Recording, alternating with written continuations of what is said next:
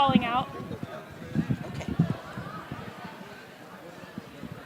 It's like loose or something. Okay, let's find out why.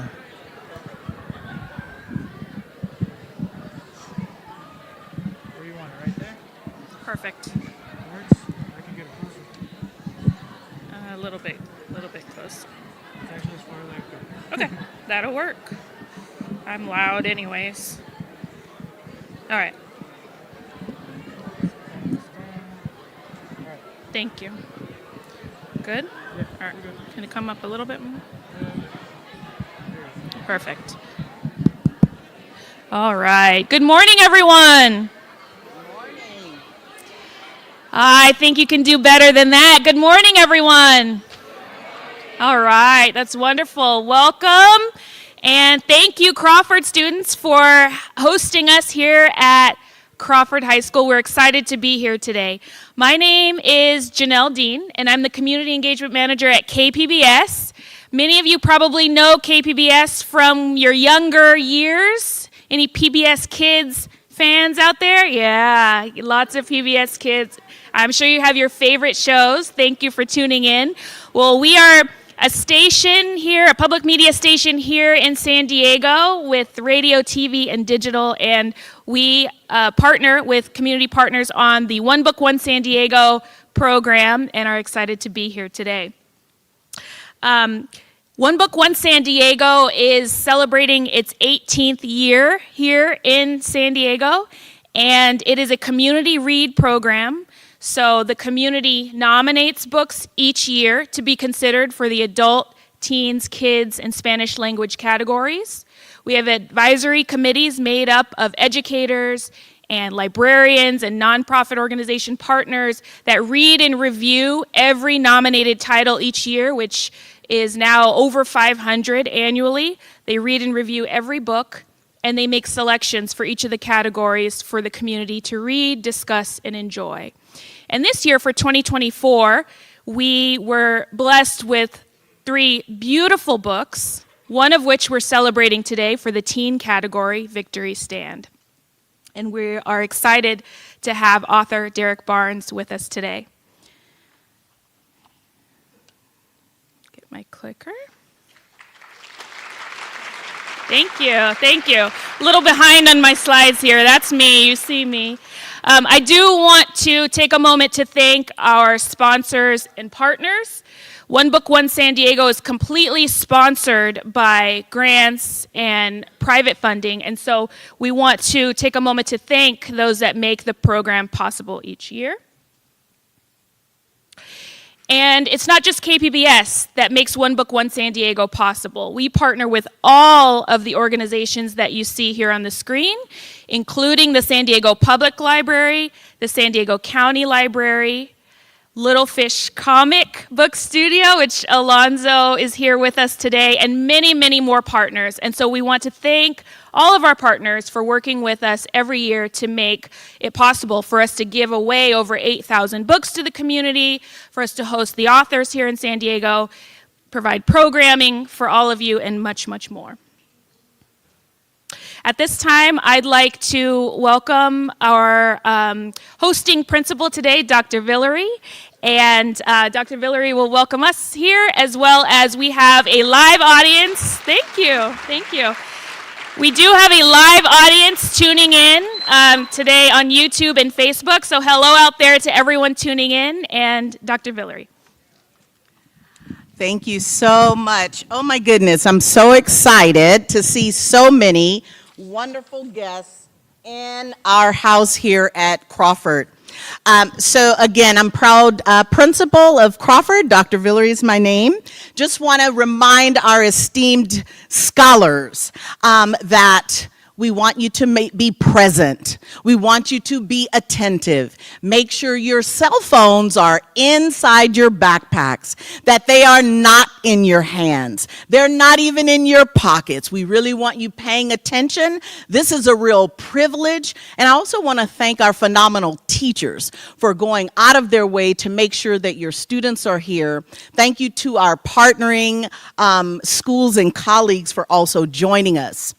I also want to extend a very special thank you to our Board of Education representatives and trustees. Let's give them a big round of applause. Trustee Peterson, Dr. Whitehurst Payne, and Sabrina Bazo, we appreciate you.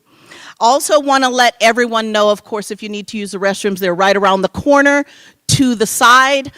Please, if you have to take care of yourself, do that and come back and join this awesome celebration. So again, good morning. In honor of this great and momentous event, we want to say welcome. We're thrilled to host award-winning author Derrick Barnes, whose powerful book, Victory Stand, Raising My Fist for Justice, has resonated deeply with readers of all ages.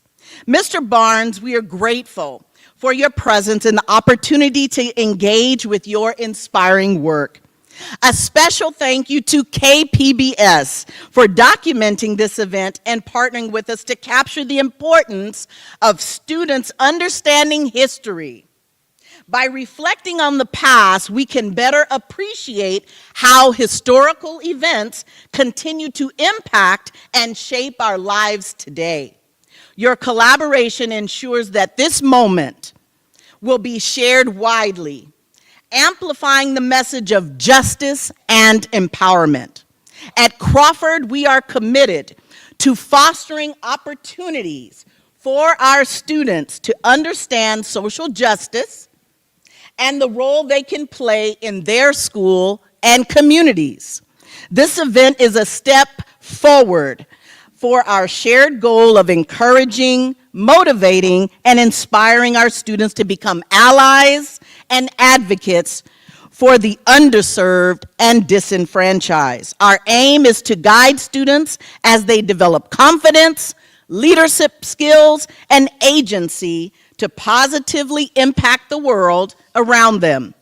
Through education and shared experiences like today's event, we hope to build a culture of equity, inclusion, and resilience. I would also like to extend a heartfelt thank you to Mr. Mick Rabin. Let's give him a big round of applause, of the Youth Advocacy Team, as well as our very own restorative justice teacher, Miss Brenda Bell Young. We thank you for your efforts in making this event a reality. Your dedication to our students and our school community does not go unnoticed. Once again, welcome to Crawford High School, Mr. Derrick Barnes. We're excited to learn from you, and we look forward to the meaningful discussions your presence will inspire today. I want to thank our students for being respectful and an attentive audience. And before we move forward, I'm going to invite you to pay attention and be welcomed.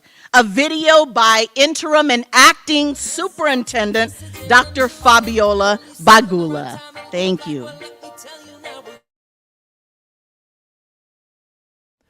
Hola a todos, I'm Dr. Fabiola Bagula, your proud interim superintendent at San Diego Unified School District, and I'm absolutely elated to be here with you today. When I was your age, I dreamed of moments like this, where we could come together to explore powerful stories that shape our world. And here we are, diving into Victory Stand, Raising My Fist for Justice. It's moments like these that remind me how far we've come and how bright our future is.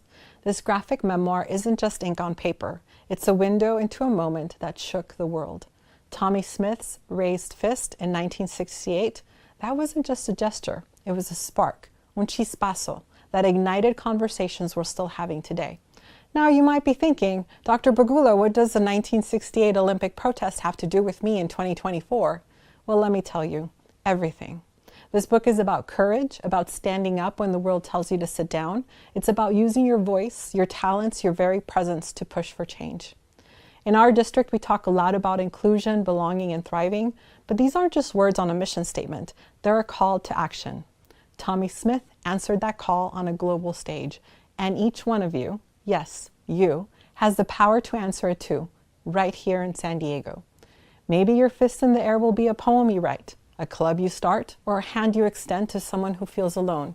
Whatever it is, remember, your actions ripple out, touching lives in ways you may never see. So as we dive into this book, I challenge you, find your stand, raise your fist, figuratively or literally, because the world is waiting for your victory, for your voice, and for your vision for justice. Let's make some history of our own.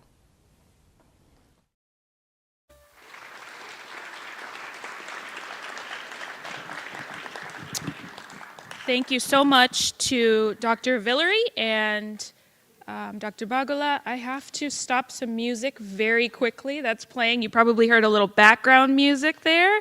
That was not supposed to happen. So, music is off. We are good to go. Little intermission. Okay, at this time I'd like to bring up very special Crawford High School teacher, Brenda Bell-Young. Brenda is the Restorative Justice and Practices teacher here at Crawford. Welcome, Brenda.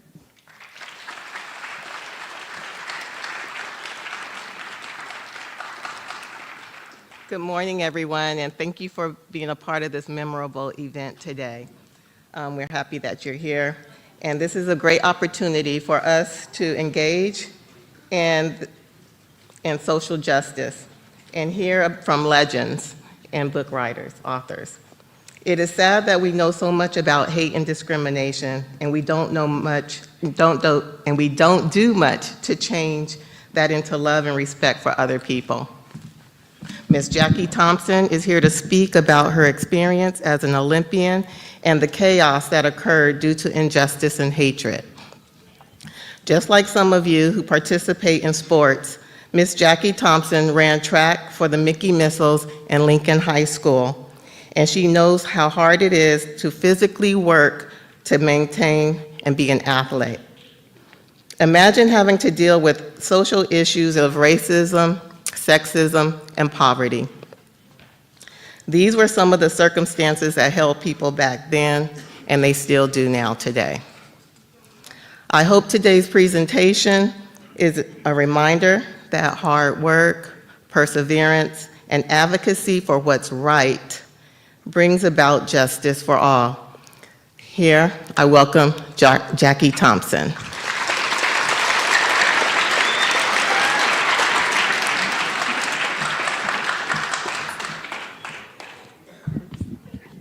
Greetings, everyone. I'm a little nervous, so bear with me. I'm honored and happy to be here today with everyone. As you heard from Ms. Bell, I'm an Olympian, but I'm going to be brief. When I first started running, I was 10 years old for a team called Mickey's Missiles track team in San Diego. My coach was Audrey Mickey Patterson, who was the first woman to ever win a bronze medal in the 1948 Olympics in London, England. She started a team in 1965 because there were no sports teams for girls in San Diego at that time. So she started a girls track club here, which I joined.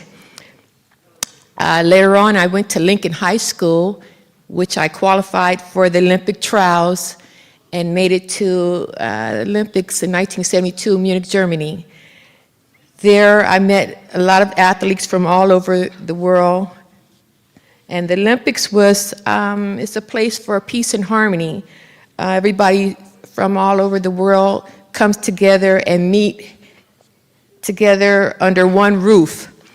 But in the 72 Olympics, tragedy struck, and the terrorists snuck into the Olympic Village one night and killed 12 Israeli athletes, I'm sad to say. At that time, that was 52 years ago. I was young then and I didn't understand what was going on, but the anger and the turmoil still exists today as evidence from the Ukraine and Israeli war. I also had an opportunity to meet the great Jesse Owens and Muhammad Ali and Mark Spitz, the swimmer. Wilma Rudolph was my friend who overcame polio when she was very young, and she made it to the Olympics and won 3 gold medals. She was the first woman to win 3 gold medals at the Olympics. John Carlos I met at the 72 Olympics as well. Tommy Smith I met later on when I was earlier when I was selling candy at the Jack in the Box indoor track meet for our team. We went around and sold candy for support, and I met him there, which was a great honor for me. Growing up, I had many adversities as well as racial injustice I faced, but I never let it stop me. I never let it stop me. I got to meet different presidents from different countries, which gave me a lot of pride as well. I'm here today to tell you that anyone can be an Olympian. All you have to do is be dedicated, focused, and disciplined, which I use those same tools today at 70. And I want to leave you guys with that if this little black girl can make it from San Diego to the Olympics, you can too. All you have to do is be focused. Thank you.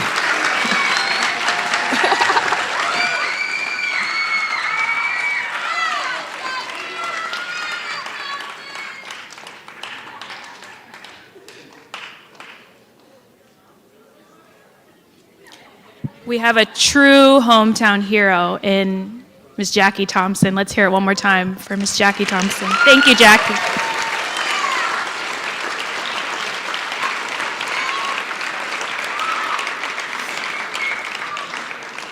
Such a beautiful tie-in to the story and what you're about to hear from author Derrick Barnes. We're excited today to host Derrick Barnes in San Diego, all the way from North Carolina. Derrick Barnes is a National Book Award finalist for his 2022 graphic novel, Victory Stand, Raising My Fist for Justice. He's also the author of the critically acclaimed picture book Crown, An Ode to the Fresh Cut, and three New York Times bestsellers, The King of Kindergarten, I Am Every Good Thing, and The Queen of Kindergarten. Derrick is a graduate of Jackson State University and was the first African-American male creative copywriter hired by Hallmark Cards. He's a native of Kansas City, Missouri, but currently resides in Charlotte, North Carolina, with his wife and 4 sons. Welcome, Derrick Barnes.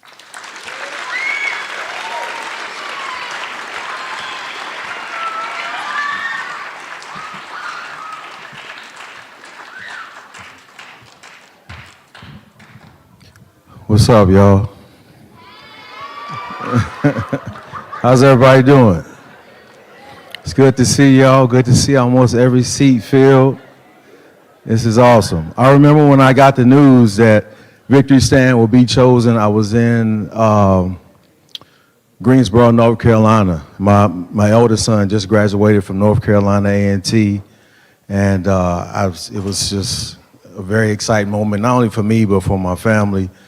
I'll introduce them to y'all in just a second, but it's such an honor to be here. Thank you to everybody from the school district, One Book, One San Diego, the public library, the district library. Thank you all. Thank you all for being here. So how many of y'all have read Victory Stand? All right, awesome. Those who haven't, I'm sure you will. So I'm just going to tell y'all how it came to be. I think Victory Stand was maybe my 18th book, and before then I was famous for doing picture books, but let's go all the way back. And that's me right there in that red, white, and blue jacket. I think I was maybe around 3 years old. I was born in 1975, so that was 78. That was my family. That's my beautiful mother there, Miss Catherine Barnes. She was born in Clarksdale, Mississippi, country girl. I'm from Kansas City, Missouri, so y'all know I'm a big Kansas City Chiefs fan. That's right. So my mother was a part of that great migration of black people who escaped the South, who escaped white racism, who escaped the Ku Klux Klan, who escaped poverty, that all moved from Alabama, Mississippi, Louisiana, Tennessee, and they all moved up north to cities like St. Louis, Chicago, Detroit, and in Kansas City, Missouri. So I was raised in a single parent household. That's my hero. That's my brother Anthony. He's 7 years older than I am. I have a picture book coming out next year that's about him. And for all of you all that look up to your elder siblings, y'all know what that's like and how that feels. He showed me the ropes. He's my hero. So this is my family when I was growing up. I've always been a reader. Started reading when I was like 3 or 4 years of age. I didn't start writing until I was 10. So how many creatives we have in here? Please raise your hand high if you like to write or draw or dance or sing or design clothes. Maybe you're gonna be a comedian. So you all with your hands raised, you know what it's like to be a child, to be someone that's a creative. You see the world differently. Your senses are heightened, you know, the way things smell, the way things look, colors, sound. I was a very shy person. I still can't believe that this is what I do for a living, travel around the country and talk in front of large audiences, because if you look up introvert, it's probably a picture of me like this in there. You know, I am at home most of the time working in solitude by myself, but this is such an extreme blessing. So in the fifth grade is when everything changed for me. Two things happened for me.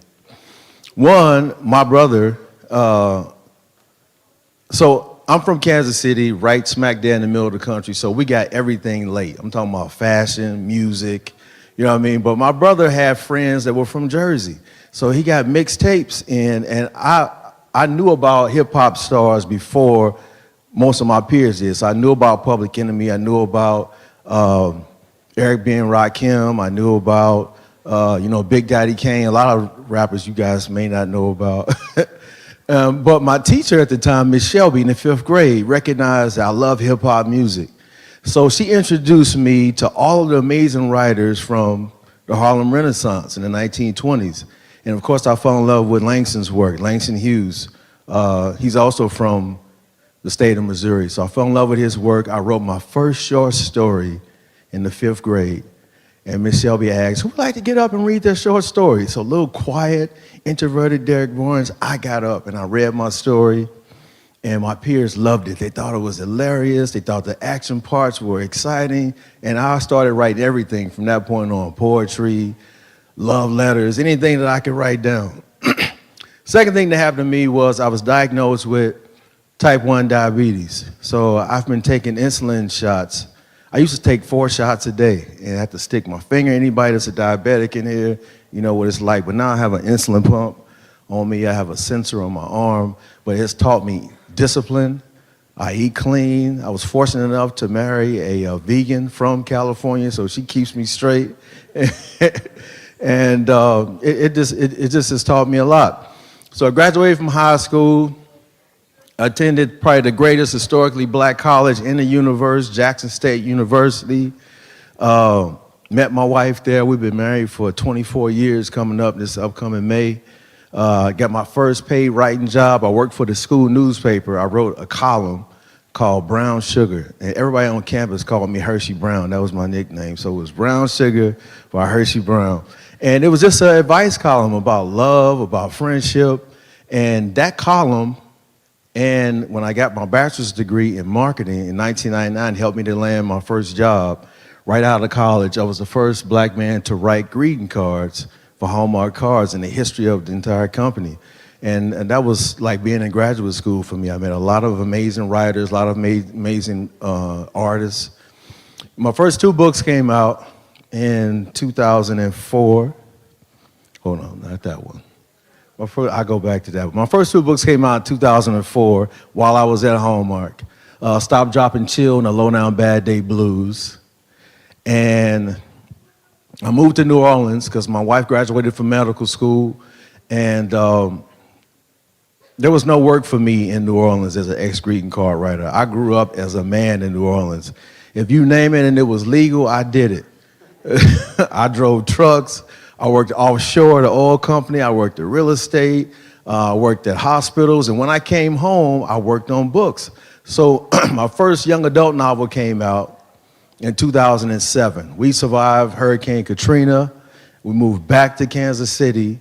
And that was 3 books I had out. And then I signed a 4-book deal with Scholastic for a series called Ruby and the Booker Boys. So I had 7 books out. And then in 2010, my 8th book came out, a middle grade novel called We Could Be Brothers. So now I'm thinking I'm about to be the next Walter D. Myers. Y'all know who Walter D. Myers is, right? Everybody? One of the greatest children's book authors ever. But that did not happen for me. Between 2010 2017, there were no books published for me. I went back to working a lot of odd jobs. It was very depressing for me, somebody that's a creative, that's trying to fit into a world that really doesn't understand you, and still trying to raise 4 children. But I didn't give up. I continued to work because my sons were looking at me, and my family supported me and loved me, and I'm so glad I didn't give up on myself. I would wake up every morning, and when my feet hit the floor, I would say, thank you, God, for this day. Even when I call those my valley years, when nothing was happening for me. And you guys are headed to college in a couple of years, and you're going to go into, different careers.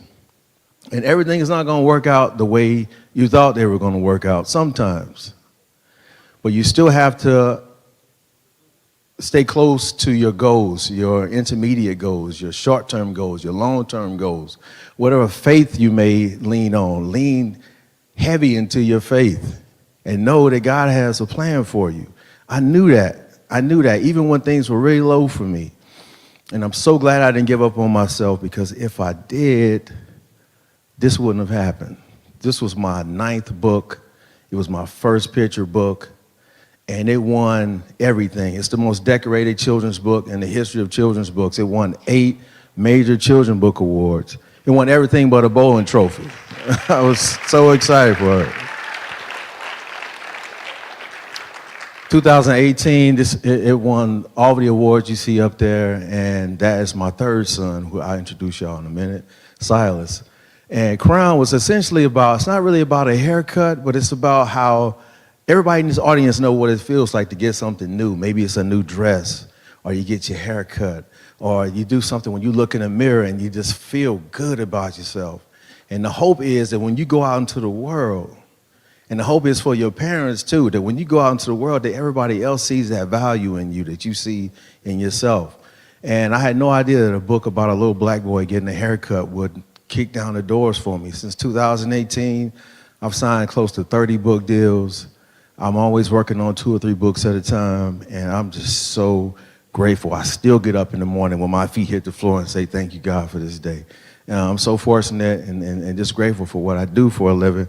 And a lot of it is because of these people right here. This is my family right here. That's the queen right there in the middle, Dr. Tinker Barnes, love of my life. I went to Mississippi to find me a curvy country girl, and I met a girl from Compton, man. So it all worked out. The one in the blue t-shirt, that's my baby. That is Namdi Thelonious Barnes. He's 13. He wants to be a chef when he grows up. He plays baseball. He plays the trumpet. He has a great sense of humor. The one in the gray shirt, that is Solo Barnes. He's 20. He's a starting free safety for the Fayetteville State Broncos. And he will be entering, for all you athletes out there, he'll be entering the transfer portal. So he'll be attending another college next year, and he majors in business management. The one in the white Patrick Mahomes jersey, that is big brother, Mike T. That is Ezra Langston Barnes. He just graduated from North Carolina A&T, and he wants to be a trainer in the NFL. So he's going to graduate school in May. And the boy that's on the cover of Crown, that is Silas, and he is a freshman at Xavier University in New Orleans, Louisiana, and he wants to be a radiologist.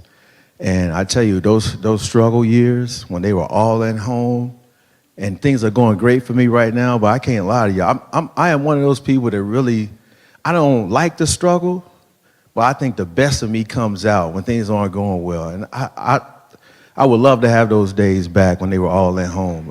I would. I don't want to be broke, but I miss those days, man. I do everything I do for my family right there. So Crown happened.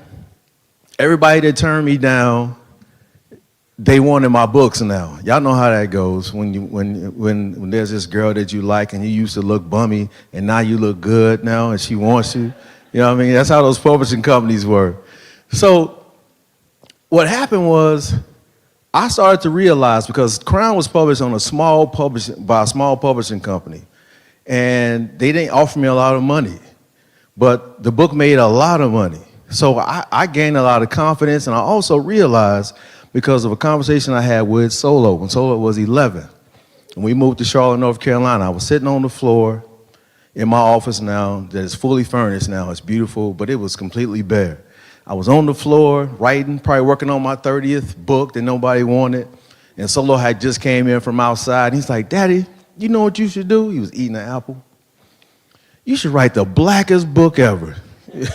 Because I was writing books that I thought the gatekeepers wanted at these publishing companies.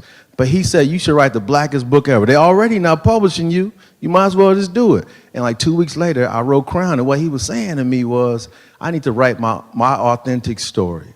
I had forgotten, I think, who I was writing for. And even though I write for all of y'all, I write so that every child from South Dakota to Liberty City down in Miami can see themselves in my books. But I write specifically for black children. I want to highlight the beauty and the brilliance of black children. Because when I was growing up, I didn't see books with black children on the cover. Now, everybody in this room deserves the right to go to a bookstore and see a character on the cover that looks like you. Everybody deserves that right. And Solo reminded me of that, to write the blackest book ever. So now I was like, I have to start thinking about my legacy. And my agent came to me, and she had just signed Tommy Smith. And he wanted to do a children's book. I was like, "I know you called me because you want me to do it, right?" I said, "Yeah, all right." So that book just fell perfectly into my wheelhouse, to write a book about a man who's the architect of possibly the most famous sports protest image in American history. I'm like, sign me up. So they flew me down to his house. And of course, we know about the most recent sports protests with Colin Kaepernick, all the protests that broke out when Trayvon Martin, Tamir Rice were murdered. And I'm just so proud of these brothers that actually stood up and took a knee, because they did exactly what Dr. Tommy Smith did. They didn't want them protesting at the 1968 games because it would make America look bad. That here we are at a celebration of global unity, and there's a whole race of people in the southern region of that country. They can't go to restaurants where white people are. They can't go to movie theaters. They can't get jobs. They can't go to universities. And they didn't want that to be publicized. These brothers are protesting police brutality. Black boys, unarmed black men being murdered by police officers. And so I flew down to his house. I was very nervous because I thought he was like, and I am very militant too, but I was like, this brother is probably super militant. I thought he was like a Black Panther. Went down to his house in Stone Mountain, Georgia. He and his wife were very gracious. She's a great cook. And I went down to his man cave, y'all, and there was trophies, medals, pictures of every celebrity you can think of. Michael Jordan, Michael Jackson, everybody he had taken a picture of. And after like an hour of being there, this brother you saw on the podium with his fist up, in my mind I'm thinking, he's just a country boy. It's a country boy from Texas. I felt like I was sitting across from my pops, or I was sitting across from my grandfather. And I actually went down there 3 times, and I sat at his feet, and I took notes. And one thing I was saying yesterday to the group, everybody in this room, if your grandparents are still alive, if your great aunts and uncles are still alive, please take time out of your schedule to spend time with them. Call them on the phone. Ask them about your family's history. Ask them about them. Ask them about them so they can talk to you about your family, about how they made it in this country and how you got to where you are now. So it was such a privilege to be able to sit with him and to be able to call him a friend now. So my next thing was trying to figure out how I was going to write this book. Would it be a novel in verse? Would it be a straight cradle to current type story? That was boring to me. So I collected a lot of biographies and graphic novels on other famous black people like Charlie Parker, who's one of my favorite jazz musicians, Satchel Paige, probably the greatest baseball pitcher of all time, Negro Leagues, and Chinese-born American. So I was studying all these graphic novels, and what I did was I kind of focused on the race, the 200-meter race. He was the first man to run the race in less than 20 seconds, first human being to do it. And it took 19.83 seconds. So I was like, I'm gonna take this race and I'm gonna chop it up, and that's how I'm gonna tell the story. So I started off with the beginning of the race, and I told his childhood, and then when he went to, when they were in Texas, when they went to California.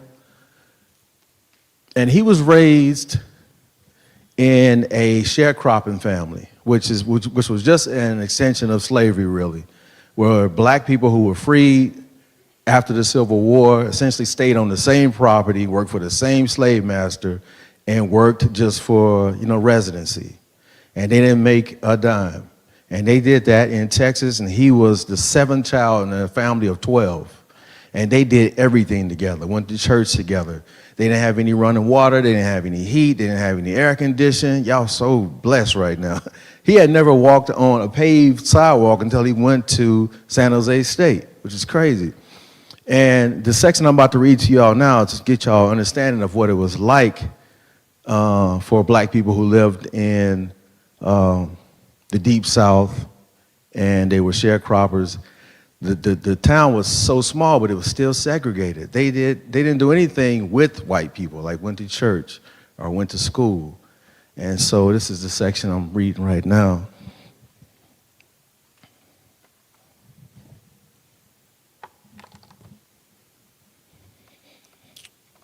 Right.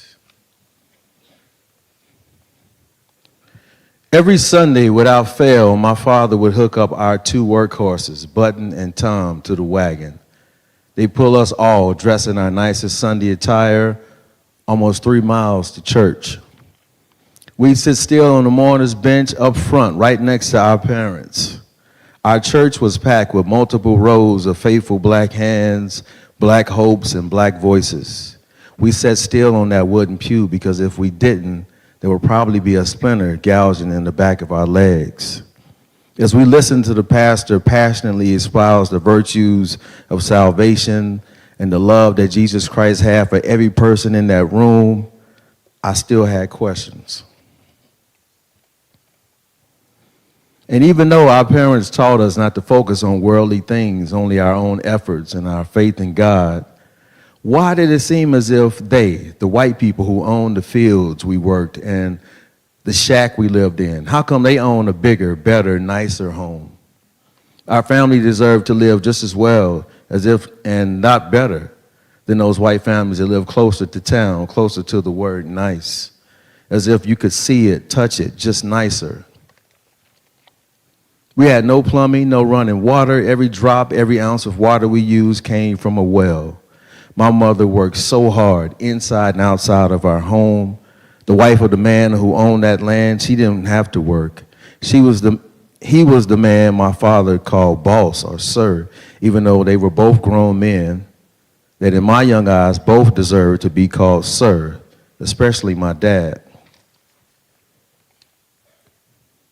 That man's family rode a wagon everywhere. His children didn't walk to school wherever they went to school. We walked to and from our school every day, through the woods, across a vast, lively meadow, up and down hopeful hills. If not for the obstacle course and natural landmarks, those 3 miles would have felt much longer. In our schoolhouse, every grade level, from 1st through 6th, was taught by one teacher in one big room on a hill. Our church was a few yards away from the schoolhouse, and next to the church was a cemetery. All three were named Mount Olive. Only kids from poor black sharecropping families like ours attended that school and worshiped in that church. And if you were a black woman or a black man who happened to work, live, and die in or near Clarksville, Texas, you were buried in that cemetery. And I had no idea where white people were educated or buried. And so that's the world that he lived in. And they had the opportunity to move to California, to Central California, to pretty much work the same type of crops. They still picked cotton, but it was more produce when they moved to Central California. And it was there that he became probably the greatest athlete, high school athlete in the history of California sports. He played basketball, he played baseball, he ran track. And again, the second wave of black people escaping tyranny and escaping terrorism from the South, they moved up north. The second wave happened when black people moved to California, which is why there's so many black people in Los Angeles and in Oakland. And his family was one of the families that moved to California. They were escaping lynchings and just violence.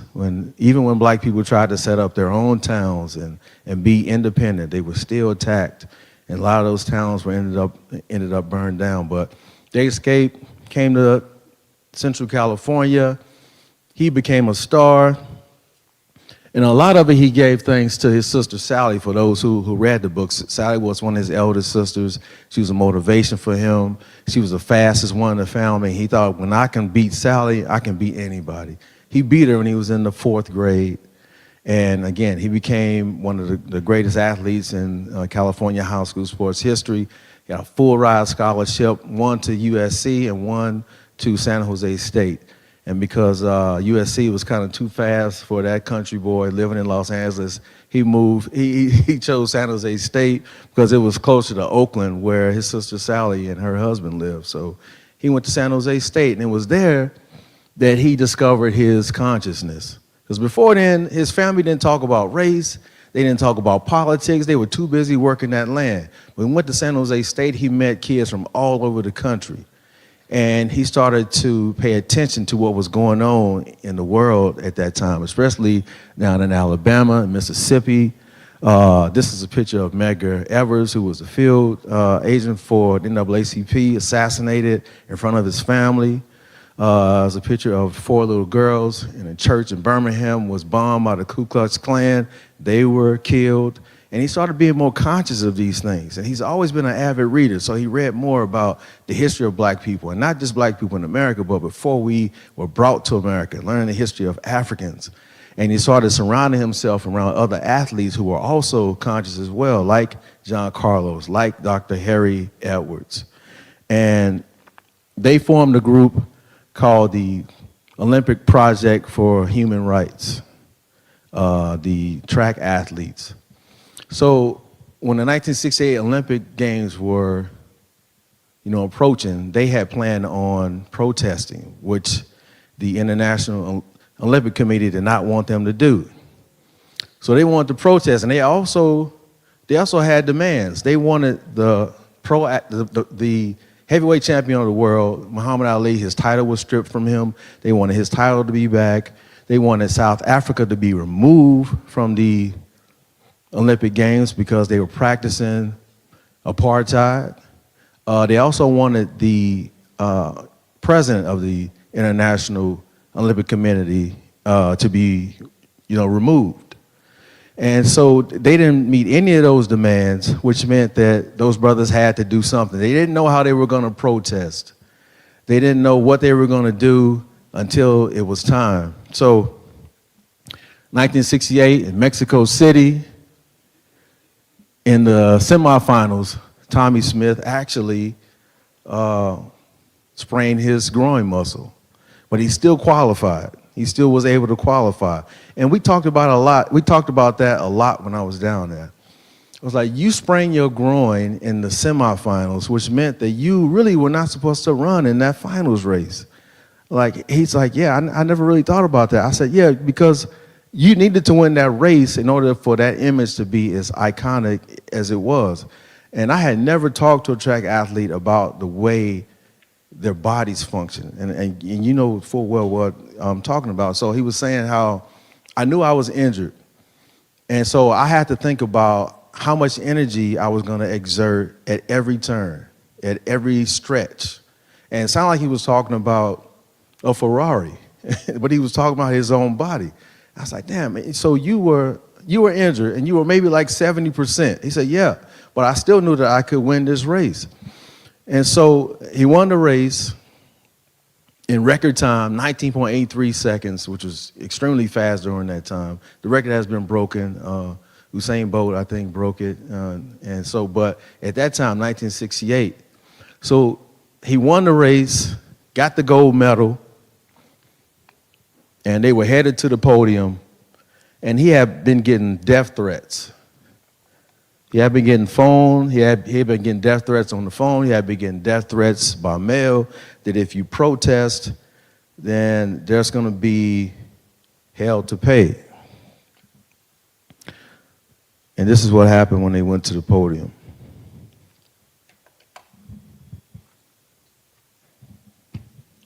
We both took off our Pumas to expose our black socks, which represented the impoverished children and families around the world in every major city and crowded ghetto in America. John unzipped his jacket, which went against Olympic rules to represent the hardworking, blue-collar folks in America who struggled to make ends meet. He also wore a beaded necklace, and I wore a black scarf. With those two items, we were representing the innumerable black men in America who had been lynched. Our wives, Denise and Kim, had bought a pair of black leather gloves earlier in the day. John and I stood there patiently, clutching our sneakers in our hands behind our backs with our spirits humbled and our heads bowed. They called our names one at a time. I leaped on top of the highest platform on that victory stand with the #1 placard in front of it and lifted both of my hands toward the heavens. An official in a cherry red blazer slid the gold medal with the green ribbon around my neck. From the cotton fields of Texas and California to an Olympic field in Mexico, and a gold medal with a green ribbon around my neck. A mighty long way. It was time. First, there was silence, and then the United States national anthem began to blare across the stadium over our heads in the stands. John and I shared the pair of black gloves. He wore the left one, I wore the right. I clenched that fist with that black glove so tight I could feel my knuckles pop and the tips of my nails pierce my palm. I held it up like a torch, defiant. There was no way I would place my hand over my heart and honor a flag for a country that did not honor me or people who looked like me. I could hear the wind whip around my forearm. My eyes were closed as the anthem went on in the background of my mind. I bowed my head again and I talked to God. Our Father which art in heaven, hallowed be thy name. Thy kingdom come, thy will be done. 80 seconds. That's how long we stood there as the anthem played. Those fists in the air were dedicated to everyone at home, back in the projects in Chicago, in Oakland, and Detroit, to everyone in the boroughs of Queens and Brooklyn, to all of the brothers and sisters and fathers and mothers in Birmingham, in Atlanta, and Dallas, and Houston, and St. Louis, New Orleans, to every struggling working their fingers to the bone on farms across America, to everyone holding out hope that things would get better. That was for you, from John and me. We had to be seen because we were not being heard. And after, thank you.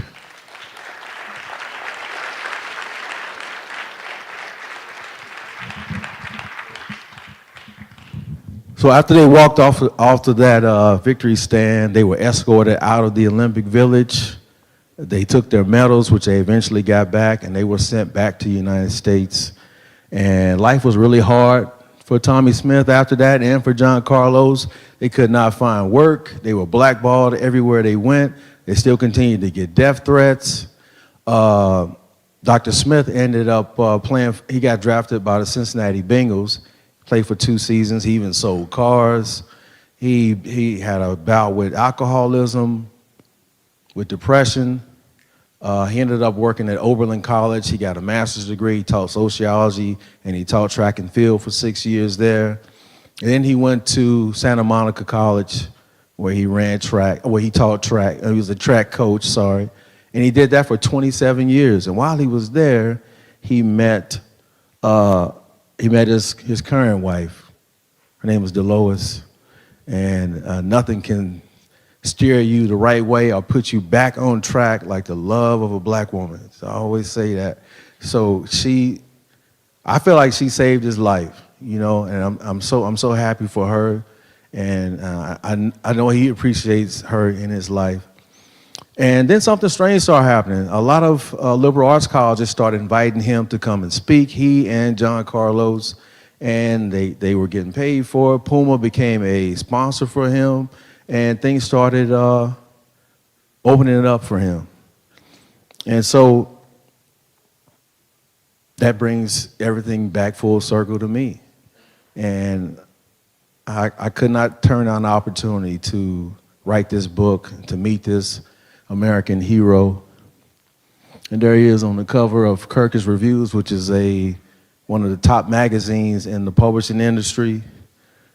And there we are at the National Book Awards. Your boy can clean up a little bit. I had a tuxedo on. I don't wear chucks and boots all the time, And that is Dawood Anyabwile. For anybody in here that's a comic book artist who likes to draw, please look him up. Dawood Anyabwile. He's like an underground comic book legend. And I was the one that picked him to illustrate this book. We had like 3 or 4 people we interviewed, but he was the one I knew I wanted. And the book ended up winning a ton of awards. And I tell you, I received so much grace right now that I know I don't deserve, but I'm just so grateful for it, to be able to do what I do and write the books that I write. So before I take any questions, I just want to tell you all, I have 2 tasks. One is for me and one is for you, everybody in this audience. He was able to stand on that victory stand because he was the fastest man on the planet. He had no idea that he would end up being, the architect of the most popular sports protest image ever. Being a country boy from Texas. Like nobody, you don't have to come from a wealthy family. You don't have to come from a family of activists. All you have to do is have sympathy, have empathy for other human beings, care about other folks. That you recognize any group of people in your school, in your neighborhood, in your city, in this country, on this planet, because we are all global citizens. When you recognize that there's an injustice happening against anybody, it is your obligation as a human being to educate yourself and really understand the conflict and why things are going on in Ukraine, why things are going on in Gaza right now. Like, understand why these things are happening. And then take a stand, whether it be locally or it be statewide or in the country or globally. Take a stand. Utilize the God-given ability that you have. He was given the ability to run fast, and he used that platform, and I'm so grateful he did. God gave me the ability to master the English language, and I'm using that until I can't do it anymore. Across the country, every state is not like the great state of California. There are books being banned all over the country. And a lot of my peers are fearful for, their opportunities to write, fearful for their careers. But guess who ain't fearful of their career? Ain't nobody keep me from writing. What does Solo tell me? Write the blackest book ever? I'm going to keep doing that. I'm going to keep doing it. Last January, a suburb in Birmingham picked the wrong dude. They canceled. I had a whole week full of school visits in that school district, and the superintendent said a parent complained. I don't know if y'all know my catalog, but I have a book called I Am Every Good Thing, and it's such a positive book. Black Boy Joy, and a parent complained about that book. Superintendent, I feel like he made the story up. And I guess he thought I would just go away, but I went in on him. I contacted every media outlet in Alabama, in Birmingham. I was on every TV show, every news show. I was on MSNBC talking about this dude. He ended up getting fired, and I Am Every Good Thing. Yeah, and I Am Every Good Thing made the New York Times bestsellers list again, so thank him for that. I know that I'm on the right side of history. I know that I'm on the right side of justice, and nobody's going to keep me from writing and telling these stories. So you guys utilize whatever God-given ability you have and make a difference. Continue to be curious, learn everything that you can, Sit at the feet of the elders in your family. Respect your elders. Learn as much as you can because we need y'all right now. We need all hands on deck. Every person in here that considers yourself a good person. I tell my sons to be a light in every room that you enter. Don't be the dude or don't be the girl that comes in a room and people, oh man, here she come, here he come. But you be a light. And I know that we come from different households and some of us are not getting the kind of love that you probably deserve to be getting. But you be a light when you enter the room. Like people look forward to seeing you because you're gonna say something that makes their day. Like be that person. Like work hard to be that person. I need y'all. I need y'all to be the next whatever you're gonna be because we need to turn this thing around. We need to survive these next 4 years. And I need y'all to do your part. And I'm gonna definitely continue to do what I do. So thank y'all again for having me. Appreciate it. I love y'all. Thank you, San Diego, for having me. Appreciate it.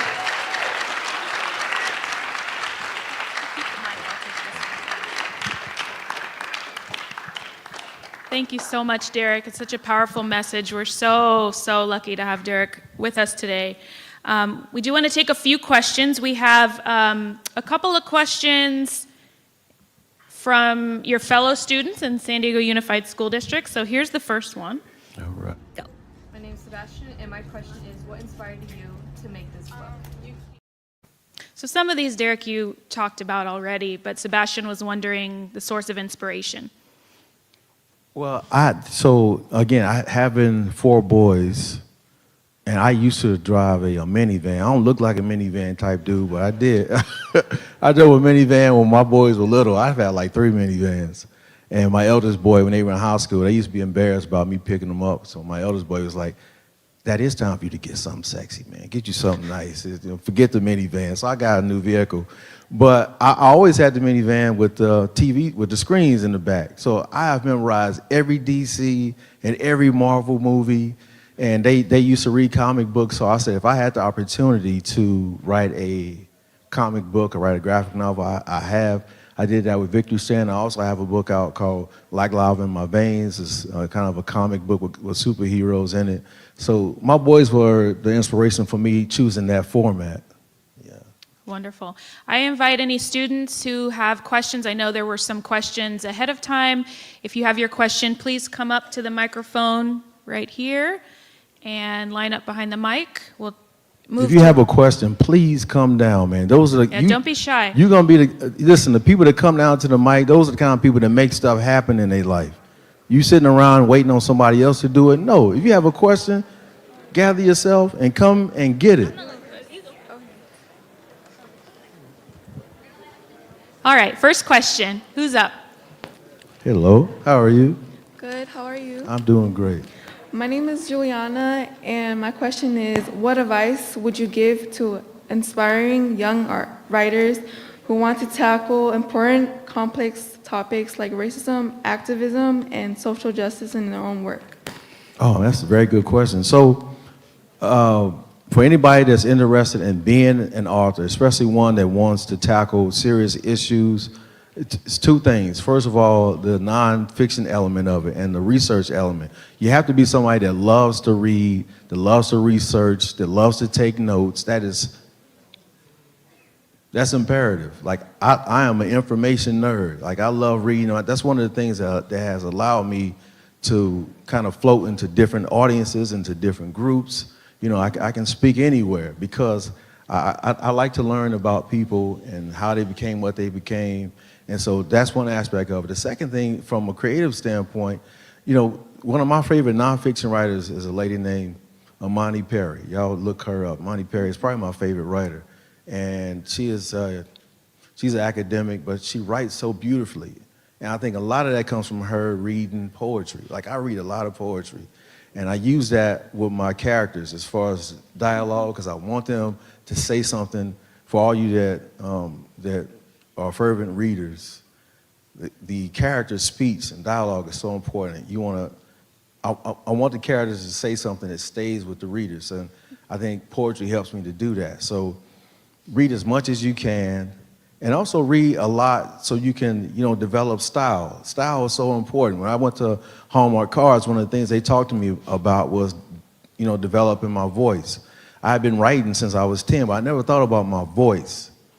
And what that means is, for everybody that writes, is if you write, I should be able to, if the book doesn't have your name on the cover and there's no title, when I read it, I can kind of sense that it was written by you. Like we have to constantly be working towards that, and I'm still working towards that. I feel like I write in a very lyrical, musical kind of way, and I think people can recognize my voice when they read it. But we have to constantly be on a mission to kind of, develop your voice. Mm-hmm. Thank you. Thank you. Thank you. Next question. Hello, how are you? Hi, Good. my name is Belkis, and my question is, how do you think the themes of racial injustice and activism in Victory Stand connect with the issues we face in society today? I think Dr. Tommy Smith gave these black athletes now their protests, he gave them permission and he gave them courage. I mean, can you imagine in 1968 when black people were treated like second-class citizens to have the courage to stand up on an international stage and protest racism? That had to be very frightening. And sometimes our elders come before us and show us how to make things happen. And they also give us permission. Dr. Smith is very close with, Colin Kaepernick and LeBron James. And, they call him all the time just for counsel, the same way that I do. And it's unfortunate that we still have some of the same issues, but we have to keep fighting. We have to keep fighting. We cannot lay down. We cannot accept. I don't want to talk too much about that guy, but we can't accept a lot of these policies. We need to keep fighting. We need to keep arming ourselves with information so that we can hopefully one day, and hopefully I'll live long enough to see things change. I mean, things have changed a lot, but more, where we're all on the same page about things not being equal. Like when we see injustice, everybody looks at it and frowns upon it. Like the whole country should be that way. But we're not quite there yet, so we have to keep doing what we do. Thank you very much. Thank you. Thank you. Before we get to the next in-person question, there's a comment online. Okay. Derrick says, not a question, says T. McGowan, not a question, just congratulations to my Jackson State University classmate. All Hashtag right. the I love. All right, Tuesday, that's her name. Yeah, what's up, Tuesday? And I'm going to go ahead and take one of these questions I get you here. in We're just going to a get second. through. We have online viewers that will need to log off, and then we'll continue in person here. And my question is, my name is John, and my question is, are there any other issues you'd like to see portrayed like you've done? Graphic novel. So we were pursuing, Bill Russell when I completed this book, but unfortunately he passed away. He was living in Oregon at the time. That was going to be the next book, but I would like to do more books with Dawood, and we've had talks about that. So I'd keep some of that secret. Yeah. All right. Hello, how are you? Next question. Hi, I'm good. My Good name to is see you. Belinda. My question is, what was the hardest part about creating a book that shared so many powerful historic events? I think just just making sure that I got everything right. Because you're telling somebody else's life story. And we were a finalist for the National Book Award, which is kind of like the Oscars in our business, and we did not win. And we were in the car on the way back to the hotel. He was pretty down about it. So I wanted to make sure that when I finished the manuscript and he read it, I wanted to hear from him that I had did him justice. And when he gave me the thumbs up and said I did a good job, because the book is about him, and I want to make sure that I wrote it in an accurate way and a very respectful way. So that was the main thing I was concerned about. Yeah. Thank you. Thank you. All right, Derrick. Last question from online, and then we'll let anyone online who needs to go. We're at 11:30. So this is from Mar Vista Academy. What is your process for writing, and what is your favorite book? So it depends on what I'm writing. I try to write everything. I have everything from picture books to chapter books to I'm working on my magnum opus right now. I'm almost done with it. I'm doing like the last edits for all you writers in there. This is like the 8th pass between me and the editor back and forth. And when I head to the airport, I'm gonna finish it and send it back to her because I've been lying to her for about 2 months about turning it in. But it depends on the age group that I'm writing for. So say I'm working on a picture book. A picture book is 32 pages, and most of the text can fit on like maybe 2 pages. So, but if I'm working on a novel that's more complex, it's more lengthy, middle grade novel, the very first thing I do is, character development. I create a new person. I'm creating, so like maybe the 5 main characters, I'm developing these people like you would give birth to somebody, and right now their likes, dislikes, what they look like physically. I sit with that person. I'm trying to develop their dialogue. How does this person talk? And once I've developed the characters, then I create the world that they live in. And so it's a whole process. The book I was just telling y'all about, I think it's going to win a ton of awards next year because that's the kind of person I am. I expect the best. I'm an optimistic person. But I've been working on that book since 2018, and so it comes out next September, and it's called The Incredibly Human Henson Blaze. And they asked me when I want to come out. Pick a date in September. John Coltrane is my favorite creative of all time. His birthday is September 23rd, and books come out on Tuesday. Guess what day September 23rd comes out? Tuesday. I was like, yeah, it's divine. So yeah, so it just depends on the age group that I'm writing for, as far as length, process, that kind of thing. So. Wonderful, thank you. And those of you who have to tune off online or move away from the live stream, thank you for joining us. We appreciate all of the pre-recorded questions that came in, and we hope you enjoyed today's live stream. Thank you. But we'll continue on. We've got lots of good questions here in-house. Go ahead. All right, how you doing, brother? Is it on? Yeah, thank you. My question is, how hard was it to decide on the art style for the novel?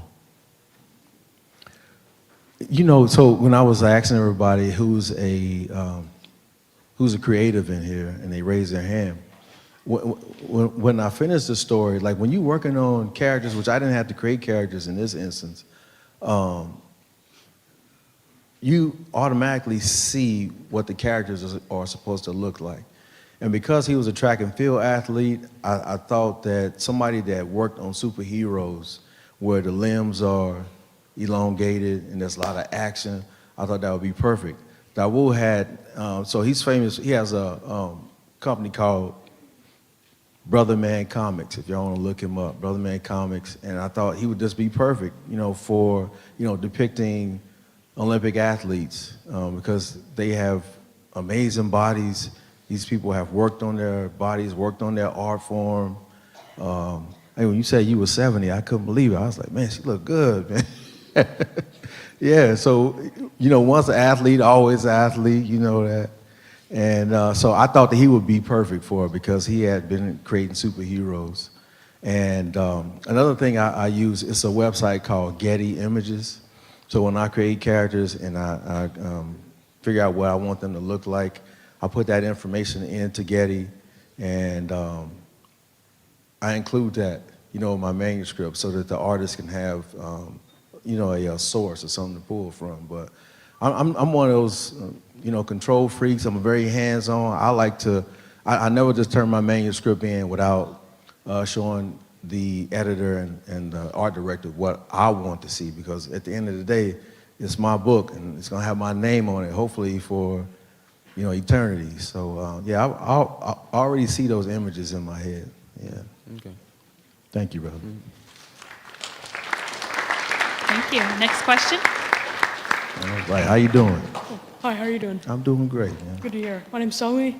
I was going to ask about your opinion on the police system, because me personally, I think it's a violent, oppressive system that's upheld and upholds capitalism. And I think that abolishing it is a way that we need to progress our society as a whole for the better. But I want to get your outlook on it because I read this book and I think I have a feeling on it, but I'd like to hear from you. So your question is about abolishing capitalism? The police system. Oh, yes. Do you agree yes. with that?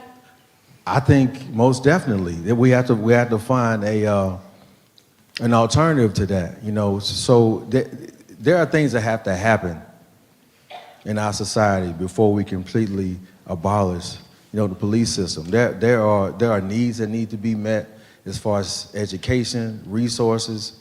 We're talking about reparations for black people who were, enslaved for hundreds of years. Like, these things need to happen before we talk about abolishing the entirety of, the police system. But those resources could be used because every call is not a call that needs somebody that's not trained. Most of them don't have even a college education, but they have a loaded 9mm, you know what I mean? So every call does not deserve a policeman to come out. So I think there's a whole process that needs to happen. Things need to be taken care of in regards to, again, like education, healthcare. We have to take care of our American citizens first, which I feel like we are the worst country on this planet, the worst industrialized country at taking care of the citizens.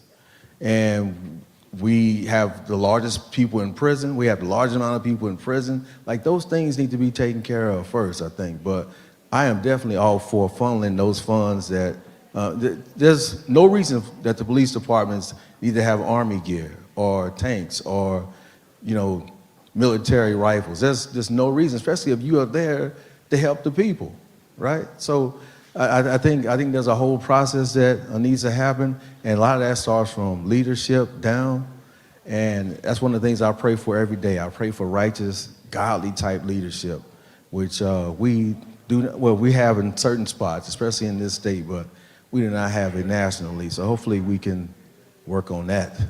Do you think that position of power that is given to people like politicians and police officers is like a way to invoke violence and invoke a lust for power and control over people?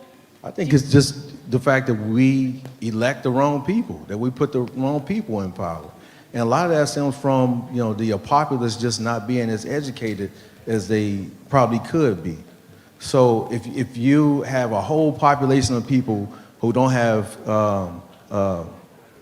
critical thinking skills, who have not received a quality education, again, it's hard talking to y'all because this education system is different from what the children may receive in Alabama or Tennessee.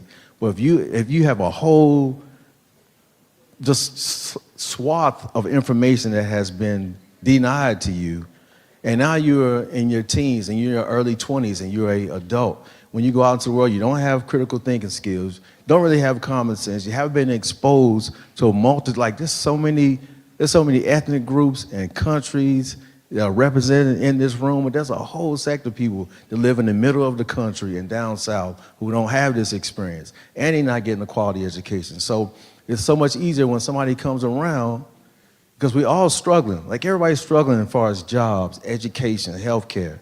But when you think you're supposed to be getting the best of all of that, and somebody comes around with a red hat and says, I'm gonna make life better for you, it's easier for those people to get in power and do the things that they wanna do.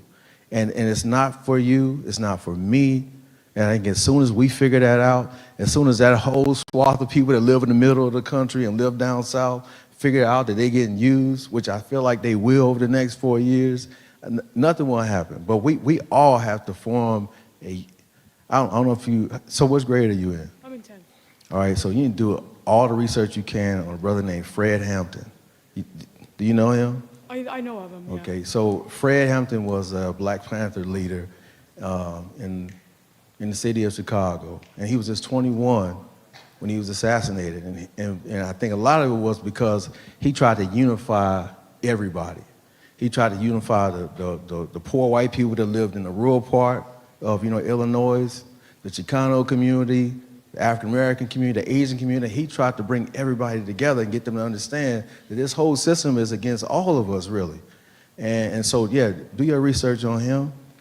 And I feel like I'm going to be seeing you again in the next 10, 15, 20 years, man. Yeah. Sorry, one more little thing. Do you think the abolishment of those systems that uphold oppressing people and denying them of like the things that they need in their lives. Do you think we'll no longer need law enforcement once those needs are addressed? I mean, all you have to do is look at some of the countries, internationally who have banned the use of, artillery and, semi-automatic weapons. The countries who have less crime, like you need to look at so from an equality standpoint, look at the level of education, look at the amount of, diversity in a lot of those countries. Like, it has worked in other countries, but the question is, the people that are in power here, they don't want those things to work because those things don't benefit people who are wealthy. And, so yeah, we can talk a lot later, man. I like this brother, man. How you doing, son? I'm doing great today. My name is Dahani. Your story reminds me a little bit about my dad's story, and I wanted to ask if you, like during high school and like middle school and whatnot, did you ever dealt with racism with your books, like my dad has when he was a theater actor growing up? Yeah. So I've not had any direct, encounters because of my books. Obviously, writing the kind of books that I write, you get a lot of indirect bias, indirect racism, and some of it may come from, within, because, people are afraid, man. People are afraid of books being banned. They're afraid of getting negative backlash, and I don't operate like that. I don't move in fear, So I haven't had anybody ever step to me. I work out, and I also practice martial arts, so I just leave it there. Thank you, brother. Thank you. We have time for 2 more questions, and then maybe y'all can chat with Derrick. I know it's your lunchtime and buses are coming, so we do have to wrap, but 2 more questions. All right, how you doing? Hi, I'm doing good. My name is Ray. I was just wondering, I could see that you're successful now, you got some good books and stuff. I was just wondering, growing up, who's your biggest mentor? So my biggest mentor were my uncles. May they rest in peace. My uncle Fleming and my Uncle John. They both passed away a decade ago, maybe like 2 years apart from each other. Rest in peace. Yeah, thank you, brother. So, one was a very good businessman. The other one was a very good family man with a great sense of humor. And they were, so supportive of everything that I did. But my brother was also, I think he's my primary, role model. He's always been supportive, always been protective, still is.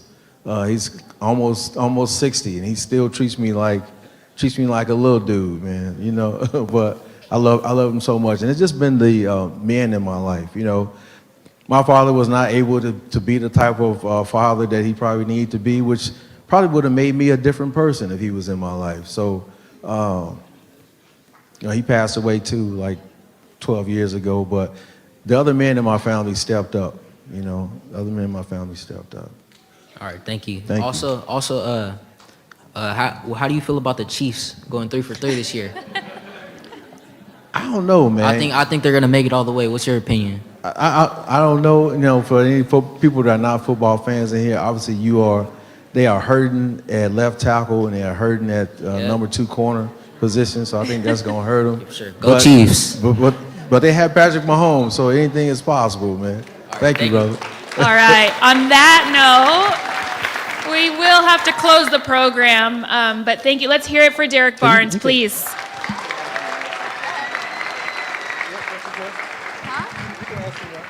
Thank you to all participating schools, our students who submitted questions, and the Office of Youth Advocacy, Mick Rabin and Alicia Elzian. Thank you so much. Thank you all for attending today. You will get a comic swag bag as you leave, so look for that. Thank you all. Okay. Sorry, we ran late. Sorry. Can we give our guests a big round of applause? Thank you, KPBS. Thank you, Dr. Whitehurst Payne. And thank you, Derrick Barnes. You guys have a wonderful day. And students.